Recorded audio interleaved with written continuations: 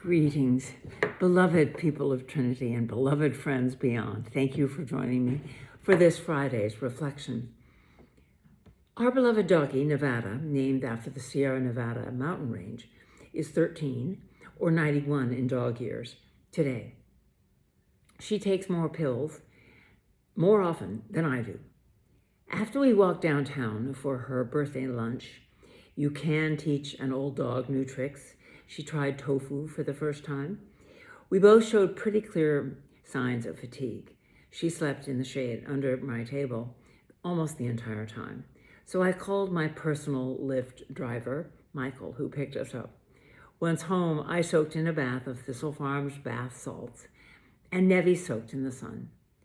While all this soaking was going on, I mulled over the encounter I had just had with a genius at the Apple Store. I needed to switch Facebook accounts. It's a long story, but the point is she clearly had me pegged as an old lady in the first few seconds, even though I was wearing my cool cowboy boots. You know me and my fun shoes. Within a minute, she had taken my computer out of my hands, grabbed is probably a better word, typed away and fixed the problem. I left the Apple Store feeling invisible, helpless, and old, like I was the only one in that store who could remember when apples were just that. It happens that on our walk in town, Nevi and I were listening to my absolute favorite podcast of the moment, called Wiser Than Me, Life Lessons from Astonishing Women 70 and Older, Isabel Allende, Jane Fonda, Carol Burnett, for example.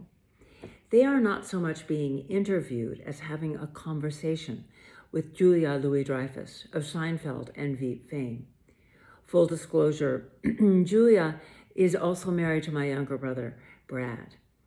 She is only 63.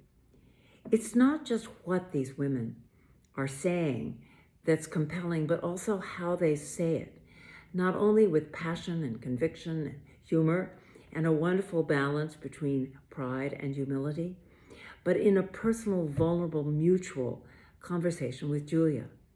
At the end of each episode, it often feels like they have truly become friends, and they are planning to meet again.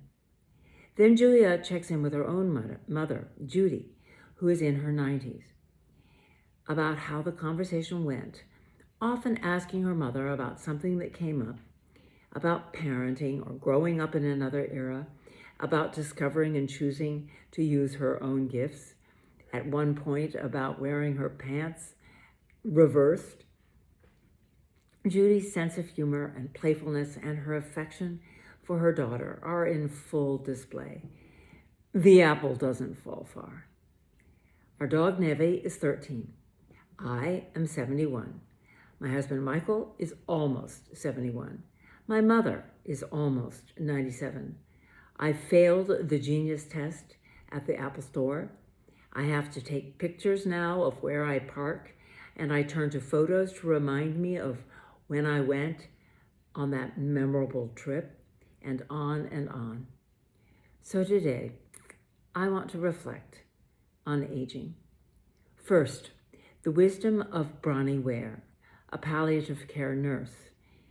In the top 5 regrets of the dying, a life transformed by the dearly departing, she writes about the most common regrets that people have when they are dying.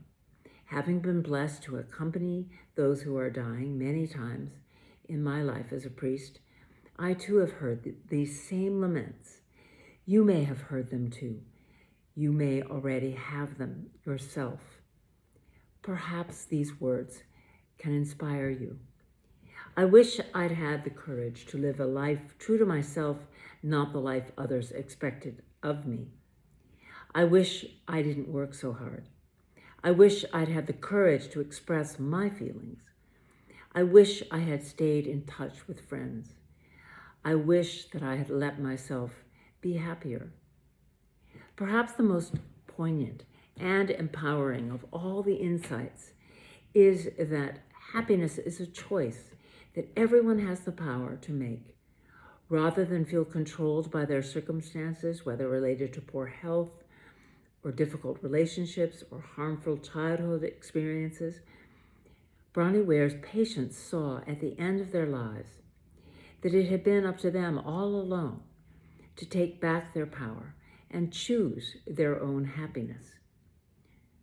Are any of you reminded of a certain famous call in Deuteronomy at this point? Says the Lord, "Today I have given you the choice between life and death, between blessings and curses. Now I call on heaven and earth to witness the choice you make. Oh, that you would choose life, so that you and your descendants might live." Choice is one of Viktor Frankl's ideas. In Man's Search for Meaning, he speaks of being in the concentration camps and having everything taken away except one thing, the last of the human freedoms, to choose one's attitude in any given set of circumstance, to choose one's own way. And there were always choices to make. Every day, every hour offered the opportunity to make a decision which determined whether you would or would not submit to those powers which threatened to rob you of your very self, your inner freedom.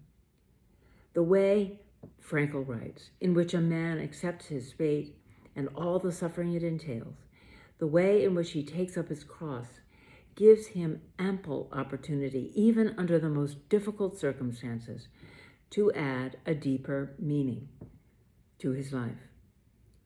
So I want to return now to the inimitable, charismatic, and generous Isabel Allende. In a TED Talk 10 years ago, when she was 71, Isabel talks about living a passionate life, regardless of age. She begins with Mary Oliver, who asks in that famous poem, "Tell me what you plan to do with your one wild and precious life."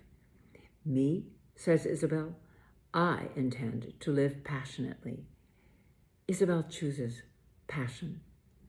She says she's experienced loss of people and of energy by aging, but she has also gained freedom and found a deeper, truer spirituality. She says, "My body may be falling apart, but my brain is not yet. I love my brain." She is so lucky to have one. She continues, "I feel lighter. I don't carry grudges, ambition, vanity, none of the deadly sins that are not even worth the trouble. It's great to let go. I should have started sooner. And I also feel softer because I'm not scared of being vulnerable. I don't see it as weakness anymore. And I've gained spirituality. I try to live mindfully and to be present in the moment." By the way, the Dalai Lama is someone who has aged beautifully, Isabel says, but who wants to be vegetarian and celibate. So, dear people of God, dear friends, what do you choose? Do you choose life or death? What do you choose for your one wild, precious life? Perhaps we might have a conversation about this.